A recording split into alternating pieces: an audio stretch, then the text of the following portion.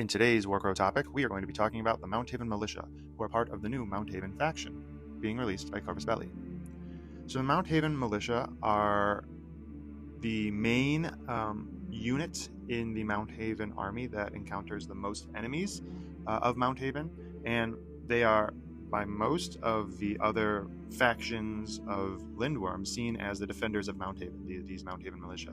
And they're oftentimes described as disciplined, strong, and determined combatants. And so really a lot of the factions around the continent really interface the most with these Mounthaven defenders. However, this is not the true soldier of Mounthaven. That title belongs to a different group.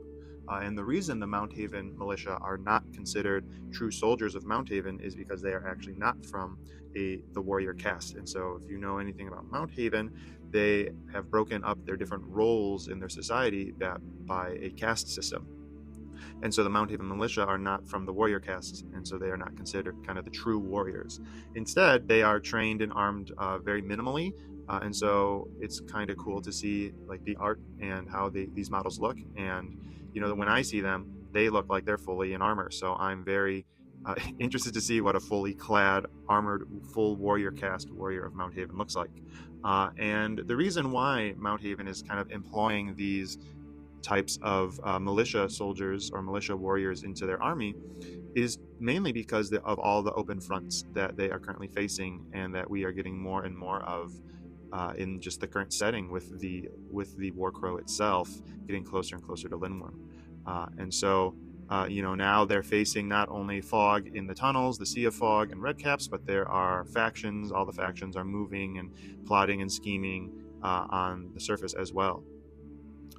And so many of the equipment that these militia soldiers have, these militia warriors have, are the envy of other nations. Remember, these other nations think that the militia are kind of the warriors of the nation of Mounthaven, and so they really value all of the dwarven-made armor and weapons that they have. And it's noted a few times throughout the lore that these nations would pay large amounts of money for the equipment that the militia has.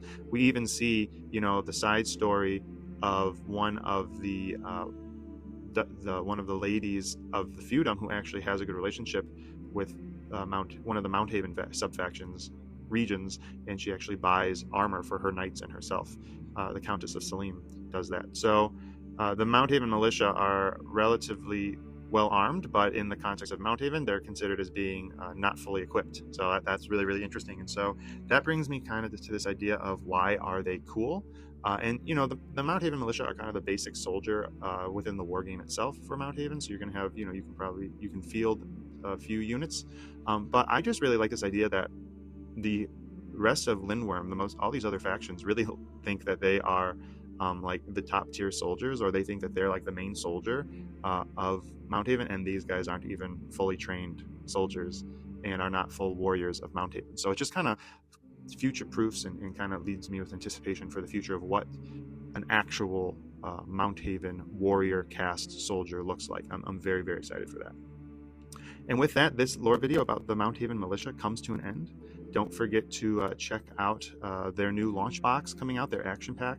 It's a pretty cool set, coming with a whole bunch of cool little dwarves that we'll be covering in this channel. And don't forget to follow the channel to get more Warcrow